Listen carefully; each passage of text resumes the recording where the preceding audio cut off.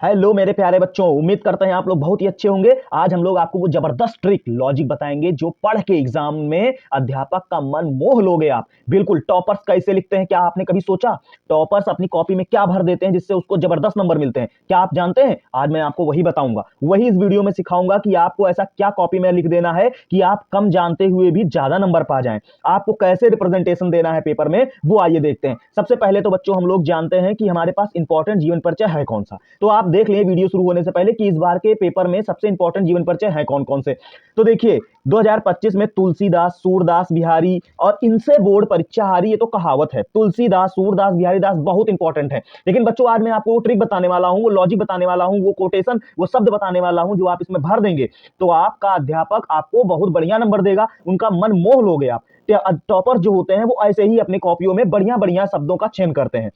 तो आइए हम सीधे अपने टॉपिक पे आते हैं। हमारे पास एक जयशंकर प्रसाद जी का जीवन परिचय है, तो हम देखते हैं कि जयशंकर प्रसाद जी के जीवन परिचय में हम लोग ऐसा क्या लिखें। चाहे कवि हो बच्चों या लेखक हो, दोनों के लिए मैं आपको ट्रिक बताऊंगा। दोनों में आप वो लिख कर आइए, कोटेशन एक काम दोनों में करेगा, नंबर जबरदस्त मिलेंगे। तो आइए देखते हैं वो क्या है। देखिए हमारे पास एक कोटेशन है कि इस हिंदी साहित्य सरोवर में पंकज तो रोज खिला करते हैं, नित निज अगणित प्रसून मिट्टी में रोज मिला करते हैं।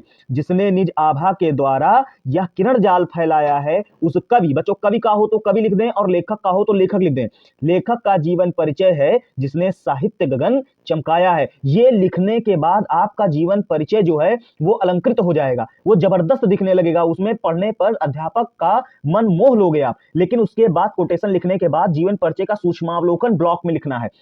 सूक्ष्मावलोकन जीवन परिचय का सूक्ष्म अवलोकन करा देता है। उसमें जन्म कब हुआ लेखक या कवि का, उनकी मृत्यु कब हुई, और वो जन्म स्थान क्या था उनका, पिता का नाम क्या था, माता का नाम क्या था, उनकी मुख्य उपलब्धियां क्या हैं, ये सूक्ष्म अवलोकन में लिखना है बच्चों। इसके बाद अगला मेन पॉइंट ये है कि आप उनके बाद हेडिंग कौन कौन सी लिखेंगे। सबसे बढ़िया बात तो सबसे पहले ये ध्यान रखें कि आपकी लेखनी में सुसज्जित होनी चाहिए। लेखनी आपकी आपकी लेखनी बहुत बढ़िया होनी चाहिए। उसमें जो हेडिंग लिखी होनी चाहिए वो बहुत अच्छे ढंग से लिखी होनी चाहिए। जैसे जीवन परिचय है, अब अगली हेडिंग आती है जीवन परिचय। देखिए लेखनी अच्छी होनी चाहिए। जयशंकर प्रसाद का जन्म 1889 ईस्वी में काशी में एक प्रतिष्ठित वैश्य परिवार में हुआ था।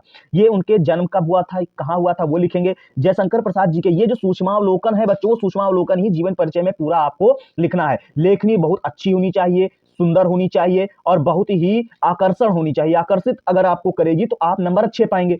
उसके बाद जब जीवन परिचय, ये सूक्ष्मावलोकन जीवन परिचय में जब आप भर देंगे तो उसके बाद फिर अगली हेडिंग अपने पास आती है उनकी मुख्य रचनाएं। बच्चों मुख्य रचनाएं क्या होंगी, वो मुख्य रचनाएं जितनी भी आपको पता है वो आप इन मुख्य रचनाओं में, उनकी उपलब्धियों में आप लिख देंगे। अगली हेडिंग तो ये होने वाली है। उसके बाद अंतिम हेडिंग जो होती है वो हिंदी साहित्य में स्थान, उनका स्थान क्या था हिंदी साहित्य में, वो बच्चों आप भर भर के उनकी तारीफ, उनकी उपलब्धियां सब आप उसमें लिख सकते हैं। जयशंकर प्रसाद भारतीय साहित्य का प्रमुख कवि और साहित्यकार थे। उनकी कविताएं, कहानियां और उपन्यास विशेष रूप से भारतीय समाज और मानवता के मुद्दों पर ही आधारित थी। तो इस तरह से आप देखिए, सबसे पहले सूक्ष्मावलोकन लिखें। सूक्ष्मावलोकन के बाद ये कोटेशन लेखक में हो या कवि में हो, दोनों में आप लिख सकते हैं। उसके बाद आप जीवन परिचय, ये सूक्ष्मावलोकन को ही जीवन परिचय में आप पूरा उतार दें। और उसके बाद फिर उनकी जो प्रमुख रचनाएं हैं और हिंदी साहित्य में स्थान है, इस तरह से हेडिंग वाइज आप लिखकर जब आएंगे और लेखनी आपकी अच्छी रहेगी, आप कोटेशन लिखे होंगे उसमें, तो आपको नंबर 5 नंबर में पूरे के पूरे 5 नंबर आपको मिल जाएंगे। बच्चों आगे की हम लोग जो इंपॉर्टेंट टॉपिक्स हैं वो आपको इन्हीं वीडियोस में मिलेगी। वीडियो लाइक करें और ज्यादा से ज्यादा